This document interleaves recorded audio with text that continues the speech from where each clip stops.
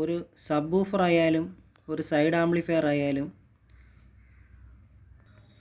Assemble ചെയ്യുമ്പോൾ നമ്മൾ ശ്രദ്ധിക്കേണ്ട ഒരു കാര്യം, പവർ തിരഞ്ഞെടുക്കുമ്പോൾ എപ്പോഴും ഹൈ വോൾട്ടേജ് ട്രാൻസിസ്റ്റർ ഉപയോഗിച്ചിട്ടുള്ള ഒരു പവർ തിരഞ്ഞെടുക്കുന്നതായിരിക്കും ഏറ്റവും അനുയോജ്യം.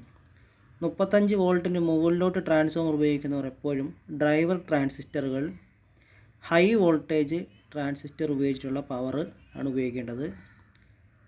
നല്ല പെർഫോമൻസിനും നല്ല ക്ലാരിറ്റിക്കും വേണ്ടിയിട്ടായിട്ട് ക്ലാസ് AB ആംപ്ലിഫയർ ഉപയോഗിക്കുന്നതായിരിക്കും ഏറ്റവും അനുയോജ്യം.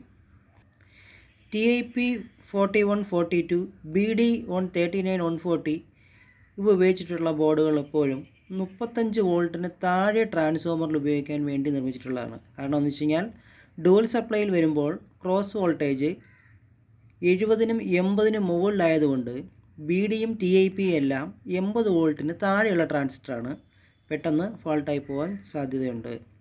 അതുകൊണ്ട് ഡ്രൈവർ ട്രാൻസിസ്റ്റർ 100 വോൾട്ടിന് മുകളിലുള്ള ഈ സീരീസിൽ വരുന്ന ട്രാൻസിസ്റ്റർ ഉണ്ടോ എന്ന് ചെക്ക് ചെയ്ത് വാങ്ങിക്കേണ്ടത് ആണ്.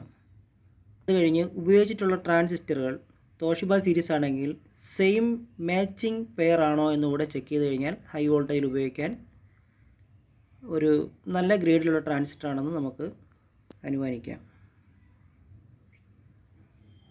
ഇത്രയുമാണ് ഇന്നത്തെ പവറിൽ നമ്മൾ ഉപയോഗിക്കാനുള്ള മിനിമം യോഗ്യത, അതായത് സബ് വൂഫറിനായാലും സൈഡ് ചാനലായാലും ഉപയോഗിക്കാനായിട്ടുള്ള പവർ തിരഞ്ഞെടുക്കുമ്പോൾ ശ്രദ്ധിക്കേണ്ട കാര്യങ്ങളാണ് ഇന്ന് ഈ ഒരു വീഡിയോയിൽ ഞാൻ നിങ്ങൾക്ക് പറഞ്ഞു തന്നത്.